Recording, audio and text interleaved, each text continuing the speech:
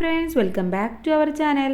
3ാം ക്ലാസ്സിലെ പരിസര പഠനം വാർഷിക മൂല്യനിർണ്ണയം 2023-24 വർഷത്തെ അഥവാ ഇന്ന് നടന്ന EVSൻ്റെ ക്വസ്റ്റ്യൻ പേപ്പറും അവയുടെ ആൻസേഴ്സുമാണ് നമ്മൾ നോക്കാൻ പോകുന്നത്. അപ്പോൾ എല്ലാ കൂട്ടുകാരും നന്നായിട്ട് എക്സാമൊക്കെ എഴുതിയിട്ടുണ്ടാവുമെന്ന് വിചാരിക്കുന്നു. എന്തൊക്കെയാണ് ക്വസ്റ്റ്യൻസ്, അവയുടെ ആൻസേഴ്സ് എന്തൊക്കെയാണ് നമുക്ക് നോക്കാം. ഒന്നാമത്തേത് ജില്ലകളിലൂടെ എന്ന പ്രവർത്തനമാണ്. 3ാം ക്ലാസ്സിലെ കുട്ടികൾ പഠനയാത്രക്കുള്ള തയ്യാറെടുപ്പിലാണ്.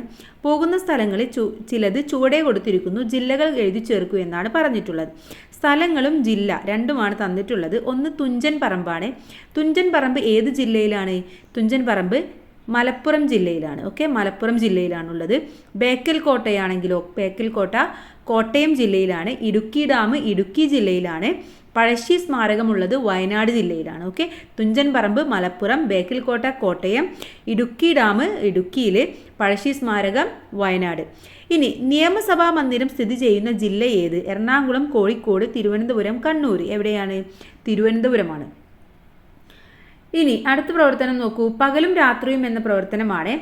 പഠനയാത്രയുടെ ഭാഗമായി അവർ ഒരു ശാസ്ത്ര പഠന കേന്ദ്രം സന്ദർശിച്ചു. അവിടെ ക്രമീകരിച്ചിരിക്കുന്ന വിവിധ ഉപകരണങ്ങൾ ശ്രദ്ധിക്കും.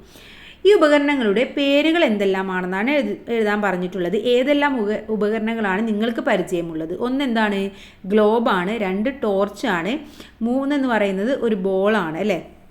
ഓക്കെ, ഇനി 4ാമത്തേതും എന്താണെന്ന് നിങ്ങൾക്ക് അറിയുമെങ്കിൽ എഴുതുക. ഇനി ഇവ ഉപയോഗിച്ച് നടത്താവുന്ന ഒരു പരീക്ഷണം രൂപകൽപ്പന ചെയ്യാനാണ് പറഞ്ഞിട്ടുള്ളത്. നമ്മൾ ക്ലാസ്സിൽ ചെയ്ത പ്രവർത്തനമാണ്, രാത്രിയും പകലും തിരിച്ചറിയാനുള്ള ഒരു പ്രവർത്തനം. അപ്പോൾ ആ ഒരു പരീക്ഷണമാണ് കൂട്ടുകാരിവിടെ എഴുതി ചേർക്കേണ്ടത്. ഇനി 3ാമത്തേത് വീടും പരിസ്ഥിതിയും എന്ന പ്രവർത്തനമാണ്. പരിസ്ഥിതിക്കിണങ്ങുന്ന വീടുകളാണ് നാം നിർമ്മിക്കേണ്ടത്. തന്നിരിക്കുന്ന പ്രസ്താവനയോട് നിങ്ങൾ യോജിക്കുന്നുണ്ടോ? അഭിപ്രായം എഴുതൂ. അപ്പോൾ പരിസ്ഥിതിക്കിണങ്ങുന്ന വീടുകളാണോ നമ്മൾ ഉണ്ടാക്കേണ്ടത്, അതോ നമ്മുടെ ഇഷ്ടത്തിനുള്ള വീടുകളാണോ ഉണ്ടാക്കേണ്ടത് എന്ന ഈ ഒരു അഭിപ്രായമാണ് ഇവിടെ ഉള്ളത്. അപ്പോൾ എന്താണോ നിങ്ങളുടെ അഭിപ്രായം എന്നാണ് അവിടെ എഴുതേണ്ടത്. അപ്പോൾ ഞാൻ പറയുകയാണെങ്കിൽ പരിസ്ഥിതിക്കിണങ്ങുന്ന വീടുകളാണ് നമ്മൾ നിർമ്മിക്കേണ്ടത്. കാരണം ഒരിക്കലും നമ്മൾ പരിസ്ഥിതിയെ നശിപ്പിക്കാതിരിക്കാനാണ് ശ്രദ്ധിക്കേണ്ടത്. ഇനി പരിസ്ഥിതിക്ക് അനുയോജ്യമായി വീട് നിർമ്മിക്കുമ്പോൾ ശ്രദ്ധിക്കേണ്ട കാര്യങ്ങൾ എഴുതാൻ പറഞ്ഞിട്ടുണ്ട്. അപ്പോൾ നമ്മൾ ടെക്സ്റ്റ് ബുക്കിൽ പഠിച്ചിട്ടുള്ളതാണ്. അപ്പോൾ എന്തൊക്കെയാണോ നിങ്ങൾക്ക് തോന്നുന്ന കാര്യങ്ങൾ എന്നൊക്കെ നിങ്ങൾക്ക് എഴുതാവുന്നതാണ്. ഓക്കെ, മരങ്ങളൊന്നും വെട്ടി നശിപ്പിക്കാതെ പരിസ്ഥിതിയുമായി അനുയോജ്യമായുള്ള രീതിയിലായിരിക്കണം അതിൻ്റെ നിർമ്മാണം ഓരോന്നും നമ്മൾ നടത്തേണ്ടത്. അങ്ങനെയൊക്കെ നിങ്ങൾക്ക് എഴുതാം. പ്രവർത്തനം 4 ജീവികളും അവ പരത്തുന്ന രോഗങ്ങളുമാണ്. പഠനയാത്രക്കിടയിൽ അവർ കണ്ട ഒരു ബോധവൽക്കരണ ബോർഡാണ് താഴെ നൽകിയിരിക്കുന്നത്. അവയിൽ ചില രോഗങ്ങൾ മാഞ്ഞു പോയിട്ടുണ്ട്, എഴുതി ചേർക്കൂ. ആരോഗ്യവകുപ്പ് പകർച്ചവ്യാധിക്കെതിരെ ജാഗ്രത പാലിക്കുക. ജീവികൾ, രോഗങ്ങൾ. ഒന്ന് പ്ലേഗ്, എലിപ്പനിയാണല്ലേ. മറ്റു വേറെ ഏതെങ്കിലും ഒരു രോഗത്തിൻ്റെയും കൂടെ പേരെഴുതാം.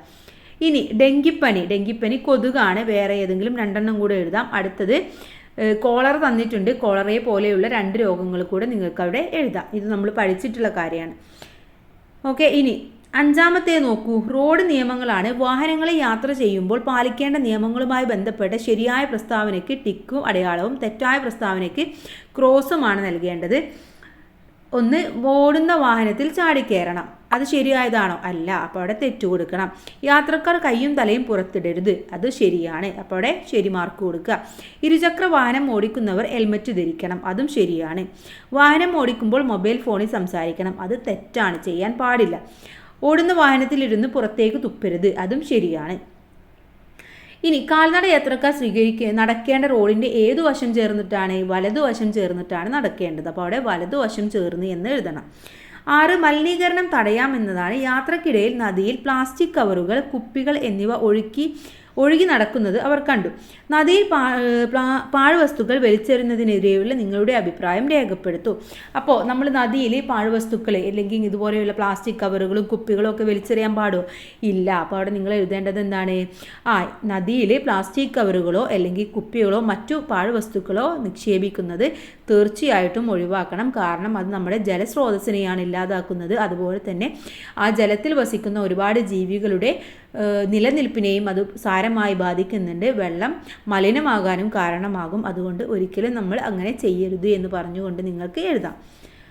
ഇനി അവസാനത്തെ പ്രവർത്തനം ജലസ്രോതസ്സുകൾ സംരക്ഷിക്കേണ്ടതിൻ്റെ ആവശ്യകത അറിയിക്കുന്ന ഒരു പോസ്റ്റർ തയ്യാറാക്കാനാണ് പറഞ്ഞിട്ടുള്ളത്. അപ്പോൾ നല്ല ഭംഗിയായിട്ട് എന്തെങ്കിലും അതുമായിട്ട് ബന്ധപ്പെട്ട ചിത്രം വരച്ചു കൊടുത്ത് ജലം അമൂല്യമാണ്, അത് പാഴാക്കരുത്, അല്ലെങ്കിൽ ജലം ദൈവത്തിൻ്റെ വരദാനമാണ്, അതിനെ മനുഷ്യൻ ഒരിക്കലും ഇല്ലാതെയാക്കരുത് എന്നോ എന്തെങ്കിലും അതുമായി ബന്ധപ്പെട്ട ഒരു രണ്ട് വാചകം നിങ്ങൾക്ക് എഴുതാവുന്നതാണ്. അത്രയുമാണ് ക്വസ്റ്റ്യൻ പേപ്പർ. വളരെ സിമ്പിളായിരുന്നു. ഇപ്പോൾ എല്ലാ കൂട്ടുകാർക്കും നല്ല മാർക്ക് തന്നെ സ്കോർ ചെയ്യാൻ കഴിഞ്ഞിട്ടുണ്ടായിരിക്കും. Thanks for watching.